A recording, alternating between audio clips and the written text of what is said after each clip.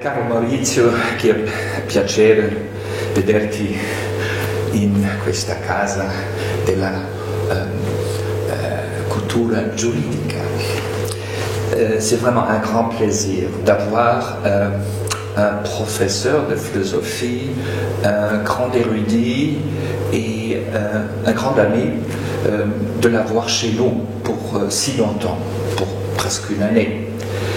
C'était plus qu'une année même. C'est une expérience extraordinaire pour échanger des idées, pour développer des idées, pour peut-être aussi sortir un petit peu de son coin philosophique, sociologique, bien encadré, mais qui, à force de l'échange, nous a mené à aller un peu au-delà. C'est au moins mon impression. Pour bien comprendre ce que tu es, d'où tu viens et qui tu seras, alors la question de l'identité, tu vois, qui c'est. Alors je pense que les gens en Allemagne et ailleurs aimeraient bien savoir d'où ça vient qu'on se mette en Allemagne ses pieds pour faire la philosophie, pour se faire entendre à travers un public allemand. C'est quand même bizarre. Tu es un homme cosmopolite de l'Italie, tu étais à New York, à Paris, mais l'Allemagne est bonne. Qu'est-ce qui a pu attirer ton attention pour venir chez nous? Bon, c'était toi. Donc l'amitié qui s'est évidemment renforcée durant ces 14 mois que j'ai passé ici. 14 mois inoubliables et en plus, je veux dire, l'Allemagne. L'Allemagne, c'était un mythe pour les philosophes de mon âge. Quand j'ai commencé l'université en Italie, il y avait l'idée que si tu ne savais pas l'allemand, tu n'aurais jamais été un philosophe. L'inverse, c'était que si tu sais l'allemand, tu es un philosophe, ce qui veut dire qu'au-delà des Alpes, il y avait 80 millions de philosophes et on ne savait pas. Donc il y avait un peu de mythe sur ce point, mais ça a toujours été, disons, la patrie de la philosophie. Et pas seulement pour les Italiens, on sait très bien que pour les Français c'était la même chose, pour les Espagnols. J'étais avec stipendiant de la Humboldt-Stiftung à Heidelberg en 94 et 15. Et c'était plein de gens qui venaient là justement parce que c'était la philosophie. Entre-temps, quelque chose était changé, puisque, comme tout le monde sait très bien, il y a eu cette croissance de la philosophie analytique de provenance anglo-américaine, et donc s'est créé un peu, en Italie par exemple, le cas de dire le même rôle qu'avait l'Allemagne, d'abord a été pris par les États-Unis. Maintenant, je trouve que, évidemment, tous les deux hypothèses, c'est-à-dire penser que George W. Bush, parce qu'il était américain, il était philosophe, ainsi que de dire que je ne sais pas qui, parce qu'il était allemand, il était philosophe, c'est une exagération. Je trouve que maintenant, ce qui se passe dans une nouvelle reformulation du projet européen, c'est qu'il y a un projet très déterminé et très important à mon sens de l'Allemagne de récupérer sa place non seulement dans la philosophie mais dans les sciences et dans les humanités qu'elle avait traditionnellement. Mais excuse-moi, là je dois absolument interrompre ton discours. Pardon. Non, parce que quand même nous deux, on s'est vraiment fait inspirer par la France.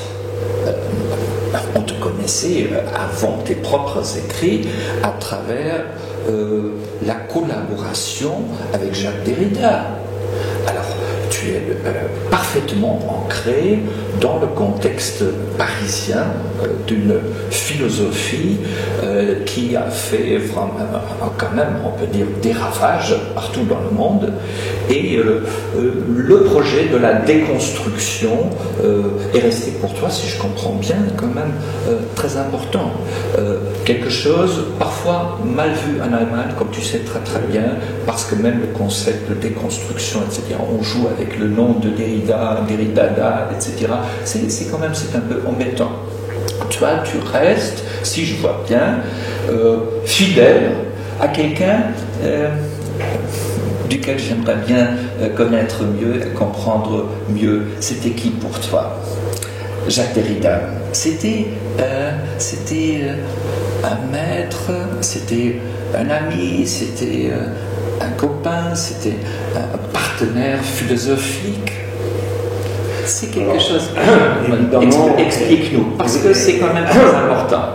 Évidemment, il a été pour moi un maître, pas un ami, de la différence d'âge, d'intelligence, de relevance, tout était tellement différent entre nous que ne pouvait qu'être un maître. Mais la question du maître, c'est compliqué, puisque on sait très bien que Derrida, il était quelqu'un avec un style tellement idiomatique, tellement personnel, qu'il fallait faire quelque chose pour éviter d'être simplement l'imitateur banal. Je ne dirais pas le singe, mais d'une certaine façon, il y avait toujours, je voyais toujours dans le problème, disons, Derrida, la déconstruction, ce type de contradiction entre une pensée qui était originale et créatrice et une réflexion sur cette pensée qui risquait d'être sérielle et de prendre, comme il arrive toujours, les parties plus caduques d'une pensée. Alors, à un moment donné, je me suis dit, il faut que pour être vraiment déconstructeur, tu fasses quelque chose qui est d'une certaine façon l'inverse de la déconstruction. Derrida et sa philosophie appartiennent encore au mainstream de la philosophie du XXe siècle, qui était un mainstream largement parlant kantien, c'est-à-dire on n'a jamais un rapport direct aux choses, ce rapport est toujours médié par le langage, par la culture, par les textes. C'était ce que disaient les Américains avec les linguistic terms, ce que disait Gadamer, l'aéronautique en allemand, disant que l'être qui peut être compris c'est le langage, et ce que disait Derrida, disant il n'y a pas de texte, rien n'existe par delà du texte. Alors je me suis dit, sommes-nous sûrs que c'est vraiment comme ça? C'est-à-dire, banalement, si j'ai des perceptions sensibles, est-ce que ces perceptions sont disons, déterminées par le langage? Ce ne serait pas un usage un peu impropre du langage et des schémas conceptuels de dire que... Alors, j'ai perçu ceci comme s'il était encore une déconstruction, même si aller d'une certaine façon contre la déconstruction, c'était le maximum de déconstruction auquel j'ai, dans mes limites, je pouvais atteindre. Donc, le tournant est de ce type. Je comprends très très bien. Alors, déconstruire un culturalisme exagéré pourrait mener à un nouveau universalisme, si j'ai bien compris. Oui, puisque finalement, imaginons les conséquences d'une thèse comme il n'y a pas de fait seulement d'interprétation. Derrida n'a jamais affirmé une thèse si radicale, mais ça pourrait se découler de l'idée qu'il n'y a pas de hors-texte. Puisque il n'y a pas de hors-texte. Alors, si on ne trouve pas de texte prouvant le génocide, il n'y a pas de génocide, évidemment non.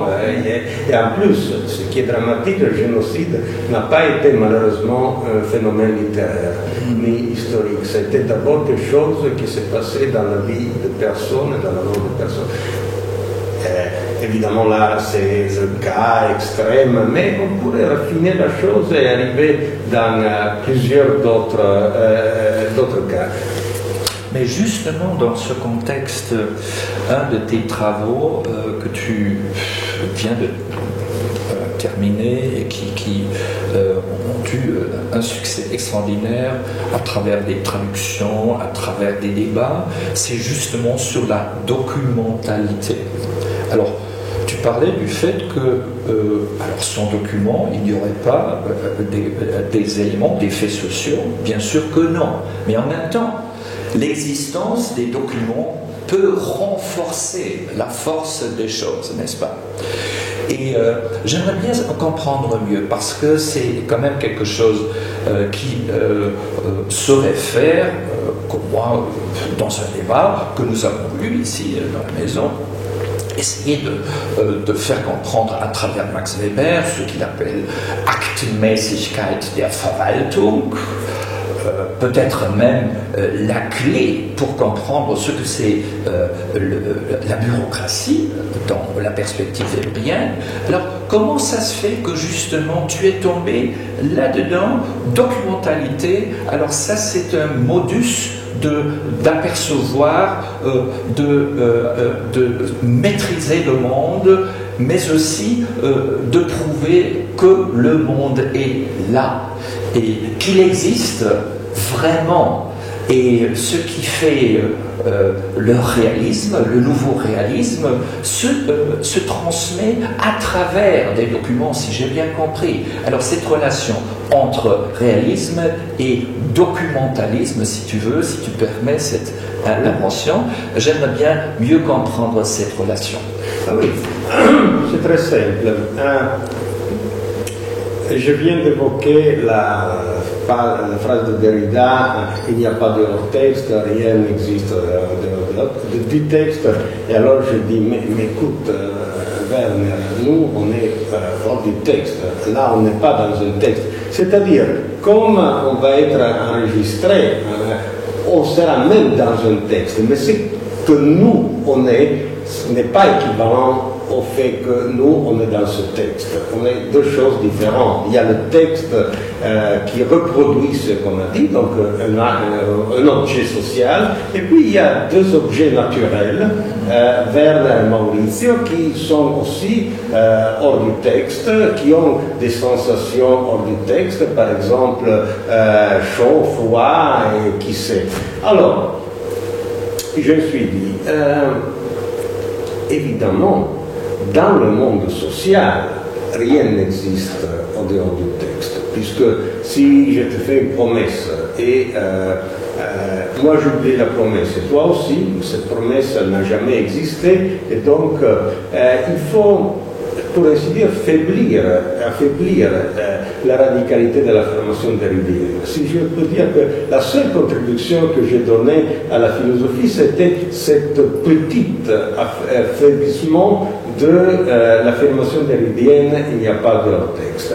Or, comme Derrida a fait une infinité d'affirmations sur une infinité de champs, la fécondité de sa pensée peut être induite du simple fait qu'un prof turinois qui a affaibli une de ses thèses a ouvert un champ modeste mais effectif d'analyse, celui de la documentalité. Si on faisait ceci sur tout le corpus derridien, on pourrait imaginer une encyclopédie complètement différente. Mais par-delà de ça, je suis vraiment persuadé que, et il faut dire que, d'une certaine façon, je dois même l'origine de cette intuition, puisque Derrida disait toujours que la déconstruction a en même temps une reconstruction.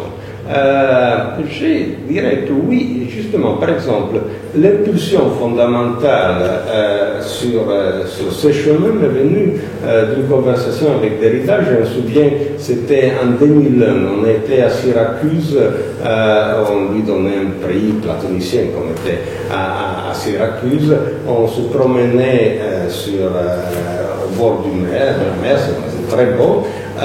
Et il y avait tout le monde qui parlait au portable. À l'époque, moi, je n'avais pas de portable et je disais, mais écoutez, tous ces gens avec les portables, c'est plus commode, l'ordinateur, non, écoute, le portable c'est très important puisque est toujours avec toi, ce qui signifie que ça doit devenir un système extrêmement puissant.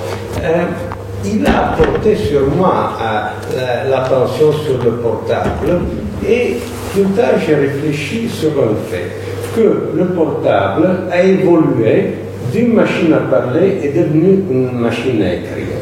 Alors je me suis dit, tiens, mais c'est exactement ce qu'il disait dans la grammatologie, c'est-à-dire l'importance, pourquoi la machine à parler a évolué en machine à écrire et dans une archive.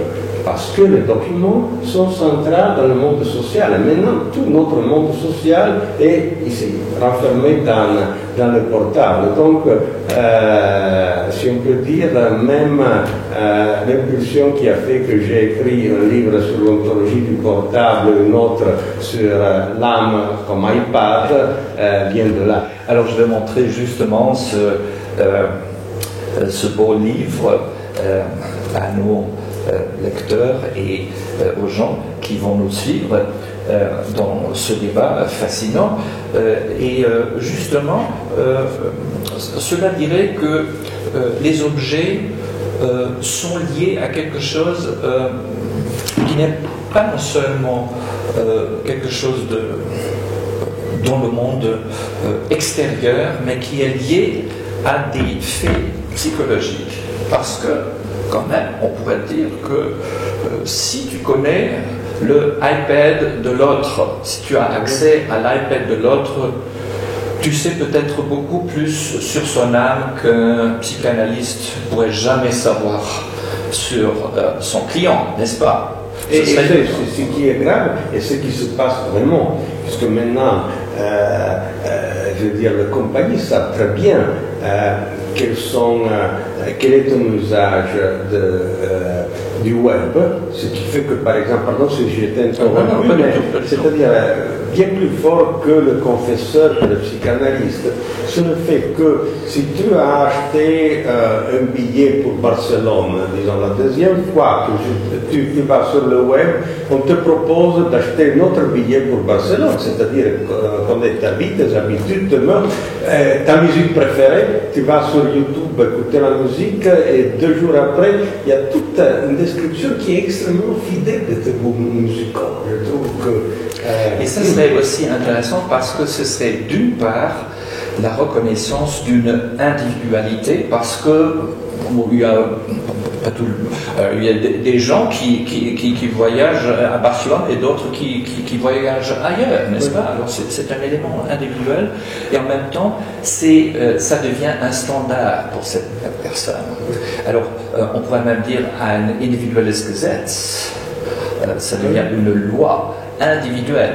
Et là, à travers cette association, je viens vers une autre figure de la philosophie qui est en même temps aussi une figure très importante pour l'histoire de la sociologie. Je parle de Georg Simmel. Alors,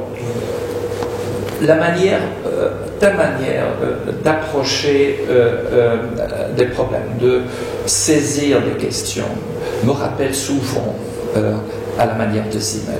Manière, c'est déjà quelque chose disons, d'ambigu, parce qu'à l'époque, il était justement critiqué pour cela, parce que c'était d'une certaine manière associative, c'était pas un système de déduction, non, c'était des éléments concrets, der Henkel, Ditur, la porte, qui nous faisaient penser sur des phases de transition, etc. etc. Alors, j'ai l'impression que les objets sont importants pour toi, comme le portable, comme le iPad, comme beaucoup d'autres choses, les documents, et ça peut t'inspirer à aller au-delà, justement de prendre un regard sur même des questions métaphysiques à travers des objets. C'est quelque chose de très spécial. Et moi, en tant que sociologue et en partie aussi philosophe, je dirais ça c'est le domaine des sociologues. Alors, c'est des objets concrets et voir comment il y a des interactions entre hommes, choses, des pensées, des représentations collectives, etc. C'est le champ des sociologues. Alors, est-ce que tu vois là un problème pour toi de faire une distinction entre cette philosophie concrète, comme on disait autrefois, et une sociologie des choses, une sociologie de la vie quotidienne, où est-ce que tu vas dire, bon, ça ne me regarde pas, ça ne m'intéresse pas, les disciplines, c'est quelque chose de contingent. J'en sais rien. Comment tu vois ce problème? D'abord, merci pour m'avoir approché à Zim. C'est évidemment un grand honneur. Cette approche, je dirais que Zim était plus bienveillant que moi concernant Kant. Kant est mieux traité facilement que moi. Mais je crois qu'au fond, comme Simmel reconnaissait l'importance, Simmel a vu très bien une chose, c'est-à-dire que la philosophie kantienne, que Kant voulait appliquer au monde naturel, était très difficile à appliquer au monde naturel, tandis qu'elle était essentiellement dévouée au monde social. C'est-à-dire une phrase comme « les intuitions sans concept sont aveugles » est parfaite dans le monde social. Sinon, on ne savait pas ce que c'est un entretien entre nous. On se demanderait qu'est-ce qu'on est là à faire. Tous les rites sociaux sont des concepts qui nous guident dans l'action. Tandis que dans le monde naturel, ceci ne s'applique pas. Et donc, je trouve que justement, Simmel a vu très bien dans ses leçons sur Kant ce point. Donc, de faire, disons, justement, d'une critique de la raison pure à une critique de la raison sociale, d'une critique qui est appliquée aux objets naturels à une critique qui est appliquée aux objets sociaux. Et les artefacts sont des formes d'objets sociaux qui nous racontent toute une histoire. C'est vraiment un esprit objectivé, puisque finalement, ce que j'ai trouvé de saisissant dans le portable, par exemple, c'est le fait que c'est un objet que tout le monde a, et ça s'est passé dans 15 années, pas plus que 15 années, peut-être moins que 15 années, et dans lequel c'est comme condenser l'évolution de l'histoire humaine, de la loi à l'écriture à l'archive, et tout ceci justement dans un petit objet, sans faire des conjectures, comme dirait, est-ce que tu penses que le type d'interrogatif que se posait un grand philosophe comme Schelling, qu'est-ce que faisait Dieu avant la création du monde? C'est un ample interrogatif, mais plutôt l'évolution du portable nous montre quelque chose de plus près. Quant à l'autre question, c'est-à-dire,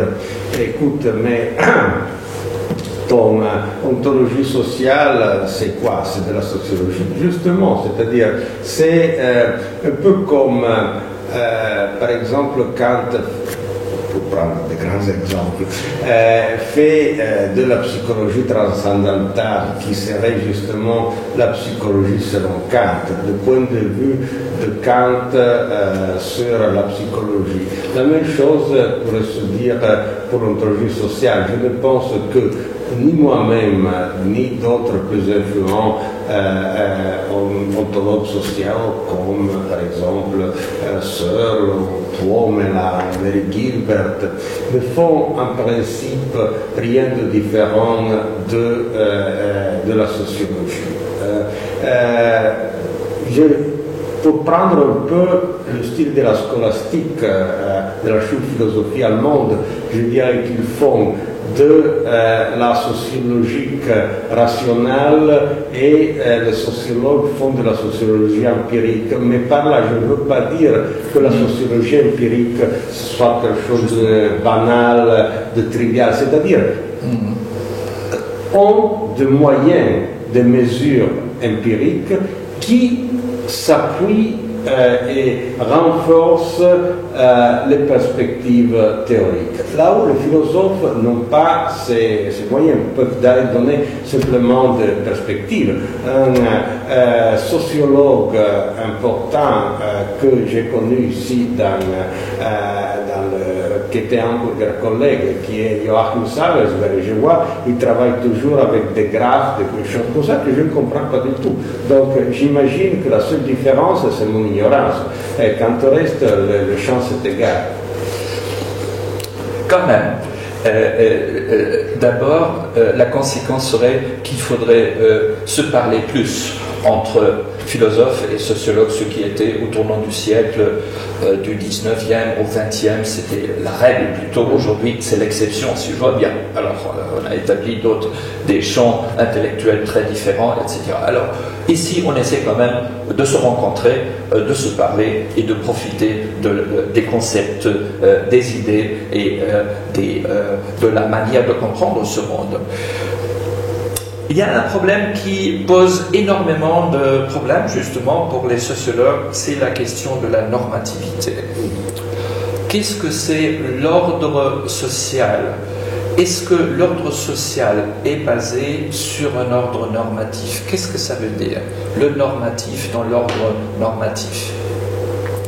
Comment une ontologie sociale, et l'ontologie sociale que toi tu es en train de développer, veut saisir le problème de la norme, de la normativité et de ce que John Searle appelle deontic power.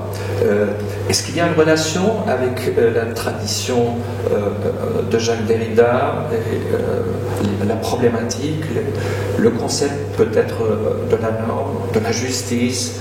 J'aimerais bien comprendre mieux comment tu vois ce champ difficile à saisir, mais fondamental pour pouvoir profiter mutuellement de ce que nous faisons en sociologie et en philosophie.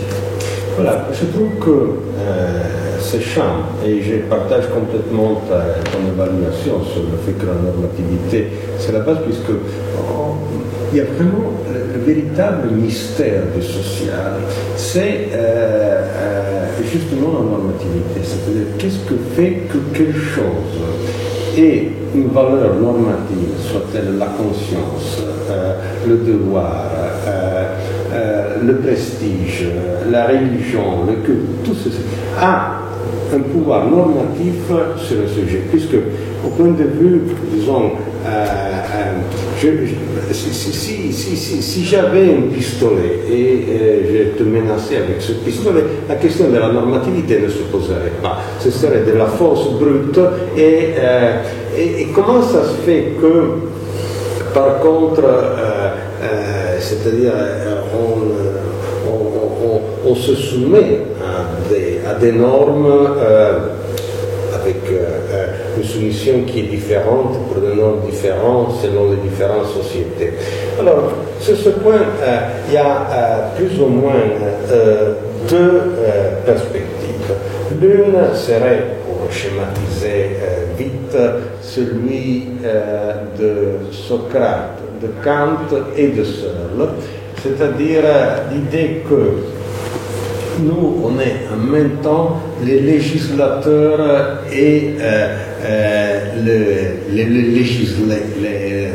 normativisés. C'est-à-dire, moi, j'agis d'une façon telle que le principe, la maxime de ta volonté soit un principe de législation universelle. Je voudrais commenter vaste dessin, puisque normalement, ce n'est pas ainsi que se passe les choses. En plus, évidemment, il y a une différence entre Kant et Searle, et en plus, il faudrait encore voir Socrate, puisque Socrate disait qu'il avait une voix intérieure, c'est-à-dire n'était lui-même pas l'auteur de sa normativité. Il avait cette idée de l'intellectualisme moral, donc de l'équivalence entre justice et savoir. Donc, mais au fond, il disait qu'il ne voulait pas s'opposer aux lois de sa cité, et c'est pour ça qu'il mourait, et il avait ce législateur normativateur intérieur, et donc il n'était pas vraiment comme les autres deux. Les autres deux ont cette idée qu'on est vraiment constructeur de la réalité. Moi, je trouve qu'on est plus construit que constructeur. Et de ce point de vue, je prends plutôt l'impulsion d'autres perspectives qui serait celle de Schelling, celle de Wittgenstein, celle de moi-même, par exemple, dans tes travaux sur la liaison entre religion et société normativité. C'est très important ce que tu fais remarquer, ce n'est pas que quelqu'un choisit, voilà, maintenant j'irai croire à Vénus, par exemple. Je serai ou qui sait à Jupiter. Ça ne se passe pas comme ça. C'est d'abord la normativité qui te vient, et puis ça ne veut pas dire être. Il y a un passage très important de Wittgenstein qui dit je suis la règle, suis dans le sens de suivre, de suivre. I follow the rule, je suis la règle d'une façon aveugle. C'est-à-dire, la plupart des actions que nous faisons dans notre vie, c'est la soumission aveugle à une normativité qui vient de l'extérieur. Ce qui ne veut pas dire qu'il faut accepter tout ce qui se passe. Non, c'est être réaliste, c'est-à-dire ce qui se passe, c'est qu'on suit la règle aveuglement, et puis il faut voir si la règle est bien. Et si la règle est fausse, on a tout le droit de ne pas suivre la règle, critiquer la règle, faire un ouvrage d'Aufklärung. Mais ce serait la chose la moins éclairée du monde que de prétendre que non pas je suis la règle, mais moi je suis la règle, et non, ça ne se passe pas comme ça. En tous les cas, c'est un exemple fascinant parce que ça correspond parfaitement à la définition du fait social d'Émile Durkheim. Nous sommes ici dans la salle Émile Durkheim, le moraliste, bien que celui-là c'est plutôt le Weber, mais ce Durkheim qui disait que le fait social est quelque chose qui vient de l'extérieur, qui formule des attentes, et c'est ainsi que le fait social par excellence, c'est le fait d'être père, d'être frère, d'être soumis à des obligations que nous n'avons pas inventées nous-mêmes, mais qui font partie de la société comme porteurs d'attentes et comme porteurs de normativité, on dirait. Alors, en même temps, je crois qu'il est important de trouver la place pour une formulation autonome du sujet dans ce processus, de ne pas être entièrement, au moins, déterminé par cette extériorité de la normativité. Ça, c'est très important, je crois, et ce serait aussi une vue, d'ailleurs, qu'on pourrait retrouver dans ce modèle du panoptisme, etc., etc., mais de trouver un moyen de donner aussi une place à la diversité de ces conceptions de normativité.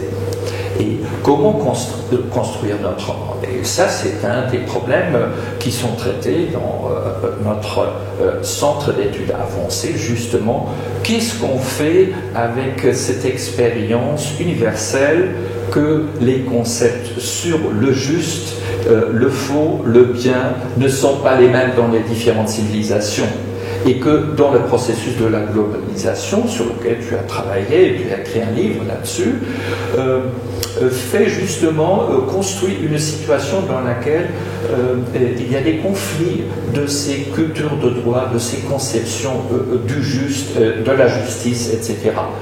Et réconcilier ces différents concepts, donner une place à la normativité de l'autre, sans perdre et trahir ses propres idéaux, devient, à mon avis, de plus en plus le challenge, le défi de notre temps.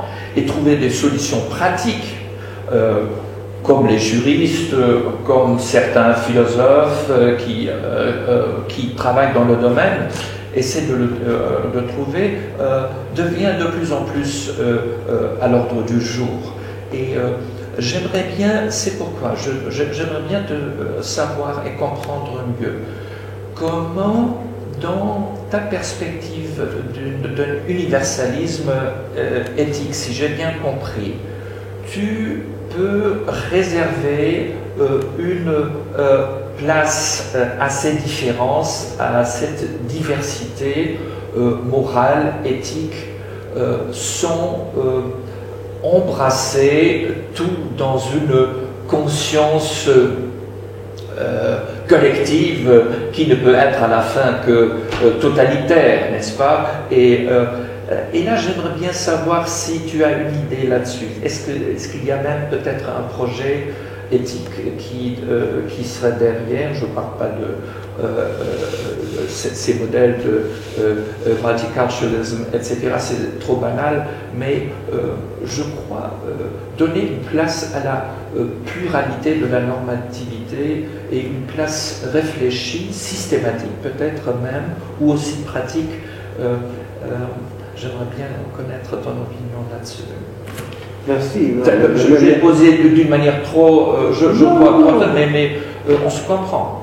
Oui, on se comprend très bien et je te remercie puisque, en plus, je voudrais dire que ça a été sous tout mon séjour à Québec un collègue qui m'a permis de mettre à feu, si je peux dire, ce type de problème. Auparavant, je n'avais que, disons, des intuitions, parce que tu sais, quand la conscience a des chambres séparées et je suis arrivé en écoutant, en participant à la discussion, au séminaire, au débat, à mettre à feu la chose. Parce que, alors, il y a, tu te référais au problème du multiculturalisme. Il y a un sens, disons, un peu naïf de multiculturalisme qui dit bon, toute culture doit être respectée en tant que telle, ce qui est un principe qui pose quelques problèmes puisque alors on va voir les Aztèques qui tuaient 20 000 personnes parce que c'était une fête, c'était leurs aïeux, ok, mais si tu étais là, tu dirais c'est bien, oui. Et si tu as il faut être respectueux de ce type d'attitude, on ne pourrait jamais condamner les guerres, puisque les guerres, ce sont une façon traditionnelle dans laquelle les cultures ont géré les rapports mutuels.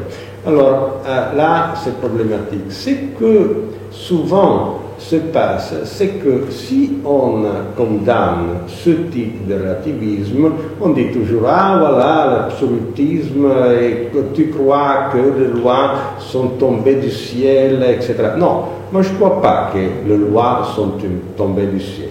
Mais je crois en même temps qu'elles n'ont pas été complètement construite par les hommes. Attention, je ne suis pas là à faire l'éloge du droit divin dans le sens de maître, etc. Je veux dire simplement que on aurait du mal à comprendre qui a été l'inventeur d'une loi, d'une autre loi. Il est clair. Les lois pour les pensionnements des profs qui est en discussion maintenant en Italie, on sait très bien que c'est une discussion, mais le principe de l'autorité, l'interdiction de l'inceste, le monothéisme ou le polythéisme, qui est l'inventeur du polythéisme? Ce serait compliqué donc dire, et il faut en plus imaginer que le polythéisme ou le monothéisme s'enracine dans des niveaux où il serait même difficile de distinguer entre humain et animal. Donc, il faut reconnaître ceci comme des faits sociaux.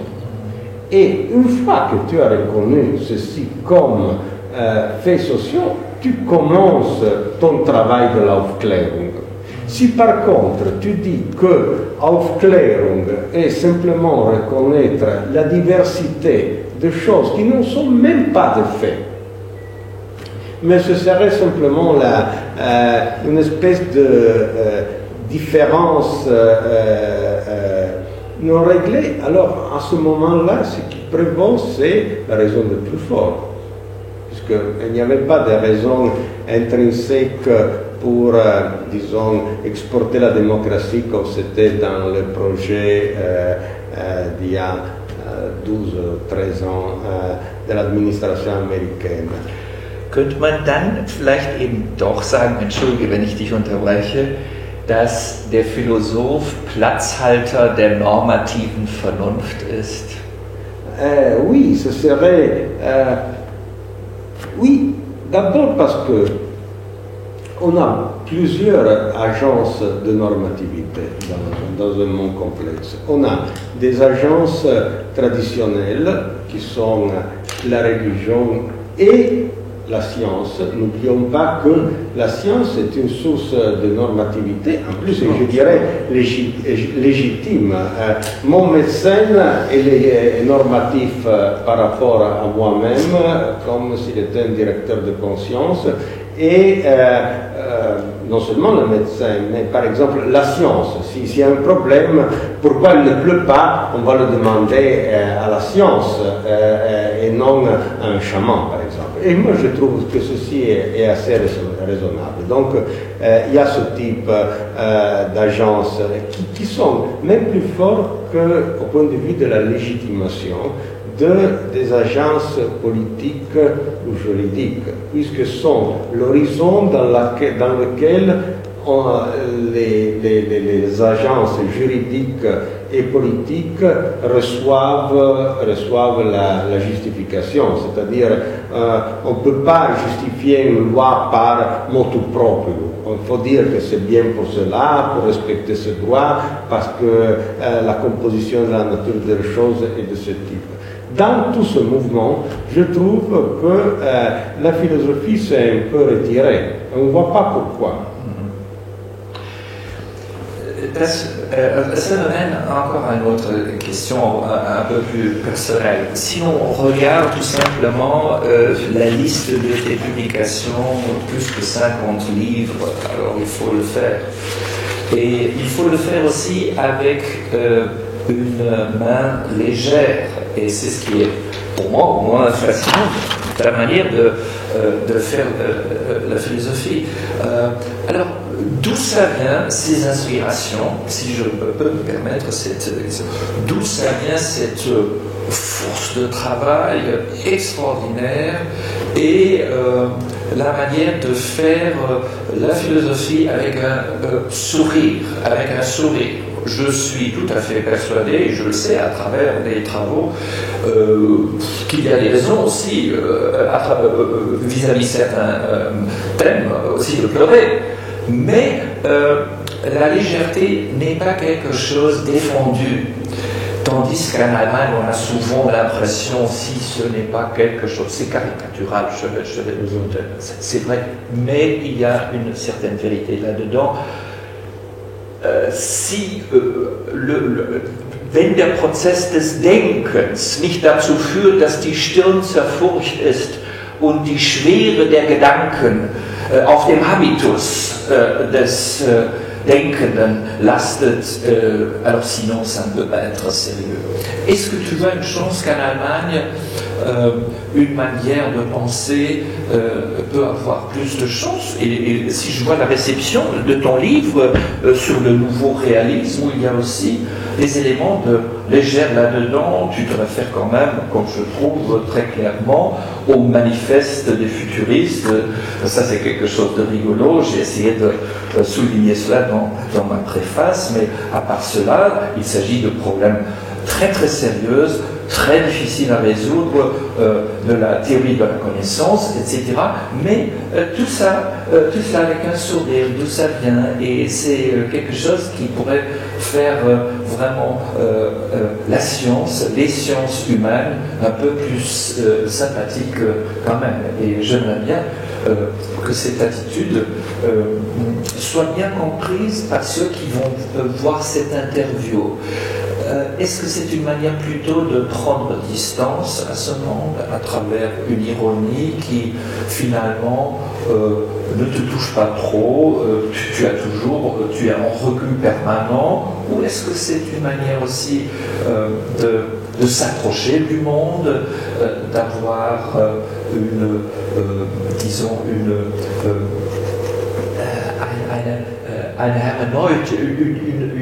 attitude herméneutique de fond, fondamentale, basale, qui veut dire oui, j'aime le monde fait partie de mon être, etc. Ou comment tu vois cette question de se mettre en relation entre la nécessité de voir les éléments tragiques d'une part, et d'autre part, là j'exagère, mais justement de mettre ces deux pôles, et la comédie humaine. Merci. Alors, il y a trois choses selon moi. Une question, disons, psychologique, une question sociologique et une question médiatique. Si on peut. Alors, commençons par la question psychologique. La question psychologique, Deleuze a fait une fois une différence dans le du sens que je trouve très important entre ironie et humour.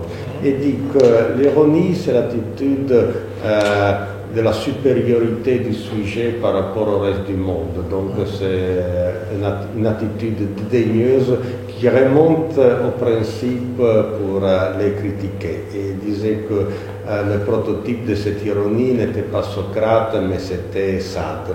Et par contre, le humour, c'est suivre jusqu'aux conséquences extrêmes quelque chose, et ça c'était plutôt l'attitude de Sachermaso. Alors, je me sens plus Sachermaso que Sade. C'est moins dangereux point de vue du bien-être public. Et en plus, je dirais même, s'il faut rire, c'est parce que l'ironie, le comique, il n'y a pas, c'est banal de le dire, mais il faut le répéter, il n'y a jamais un tragique qui soit dépourvu de comique, et si qu'il n'y a jamais de comique qui soit dépourvu de tragique. Ceci, c'est plus clair si on imagine l'hypocondrie des comiques, l'hypocondrie de Woody Allen, mais c'est vrai même l'inverse, bien que ça peut paraître plus bizarre de dire écoutez, alors c'est une tragédie, il y a quelque chose qui fait rire. Non, il y a toujours des choses qui font rire, même dans les tragédies. Je me souviens qu'il y a un philosophe italien qui, une fois, très soucieux de choses tragiques et religieuses, la question fondamentale pour nous, c'est de comprendre ce qui se sont dit le père et le fils à l'heure 9e dans la croix. Et quelqu'un lui a dit, mais écoute, ce seront des questions de famille. Je veux dire, peut-être même que c'était comique, imaginer cette conversation, ou même, par exemple, l'interprétation de Kafka du sacrifice d'Abraham. Lorsqu'il dit Abraham s'était seulement trompé. Il n'avait mal compris le commandement de Dieu. Dieu ne lui avait jamais ordonné de tuer son fils. Donc la tragédie complète et en même temps un malentendu banal. Le portable d'Abraham n'a pas bien marché, n'a pas bien compris ce qui s'est passé. Donc là c'est la question psychologique. Pour ce qui est de la question sociologique, mais finalement, là il faut lire de l'Allemagne de Madame de Staël, lorsqu'elle explique, vous voyez, en France, tout le monde lit le matin pour faire beau mine le soir dans le salon, et il y a cette continuelle, on disait, on consomme sa chandelle en public, c'est-à-dire tout se passe en public. En Allemagne, ils sont isolés, donc ils sont des savants incroyablement cultivés qui peuvent travailler durant 12 heures. C'est une véritable admiration. Elle dit en plus la valeur des universités allemandes, mais dit allemandes du Nord jusqu'au Sud, c'est déjà... C'est comme ça. Il y a encore évidemment des traces de ceci, parce que ce livre, dans son original italien et dans sa traduction américaine, c'est plus ample que comme ça. Mais là, c'est encore la continuité de l'idée que pour être un livre, soit en allemand, ça doit prendre au moins 200 pages écrites petit. Autrement, c'est un pamphlet. Là, on reconnaît déjà dans l'objet la solidification d'une présupposition qui est traditionnelle, mais qui évidemment n'a plus raison d'exister. Je vois maintenant des changements importants dans la communication du savoir, même en Allemagne, même si en Allemagne on garde encore plus de respect pour les sérieux, mais ce qui est bien, il ne faut pas rigoler, c'est-à-dire... mais la situation est déjà changée. Je peux voir, regardant mon cours de vie, la différence. Pour être clair, je suis sûr que maintenant, si Heidegger donnait ses cours dans la même manière où il les donnait à Freiburg dans les années 50 ou 40, les gens vont rigoler. Ils rigolaient sans doute, mais c'est la même chose qui se passerait si Gentile en Italie donnerait maintenant ses cours. C'est changé, c'est une autre rhétorique, mais c'est changé. Et pour venir à la troisième question médiatique, pourquoi c'est changé? Mais parce que les médias sont changés banalement, c'est-à-dire les médias dont il disposait un professeur traditionnellement, c'était le livre, puis s'est ajouté le journal, puis le newspaper, non dans le sens de journal intime, et maintenant il y a des médias comme ceci. Si on avait commencé ce dialogue, moi avec mon papier, toi avec ton papier, comme ça, les gens se seraient partis. Ce n'est pas exclu que les femmes, même si on a fait de notre mieux pour n'être pas ennuyant, mais c'est comme ça. Donc c'est très nouveau. Alors ça veut dire les sciences humaines seront et sont possibles. On devrait parfois un peu changer des médias, justement, de se faire comprendre, mais une attitude et aussi une perspective cosmopolite venant dans ton cas, justement, d'expérience en Allemagne, en France, aux États-Unis, un peu partout dans le monde, peut nous enrichir dans un monde qui est en train de se mondialiser de plus en plus et dans lequel les concepts, les catégories sont sûrement de provenance de certaines civilisations, c'est clair, on peut même très bien l'expliquer avec Kant, si tu veux, et aussi différents sociologues qui ont essayé de sociologiser Kant, si l'on peut dire, mais en même temps aussi de vouloir garder un sens du tout, et un sens dans lequel le globe est quelque chose qui nous appartient d'une certaine manière et qui nous fait quelque chose de différent justement des gens du Sirius que nous ne connaissons pas, mais qui fait aussi, qui crée une certaine communalité entre nous. Je crois qu'il y a un sens de l'humanité qui n'est pas complètement perdu, et dans les droits de l'homme, encore une fois, la normativité, nous trouvons des expressions de ce sentiment d'avoir quelque chose en commun et de pouvoir partager. Pour moi, il me reste maintenant de te remercier d'avoir partagé avec nous au cours de ta présence au Quai d'Hamburger Kolleg Recht als Kultur ton savoir et tes manières, tes possibilités et tes méthodes de saisir le monde, souvent, pas toujours, mais souvent aussi à travers des objets, et comme les montres qui me disent maintenant, par exemple, que c'est la fin de notre conversation.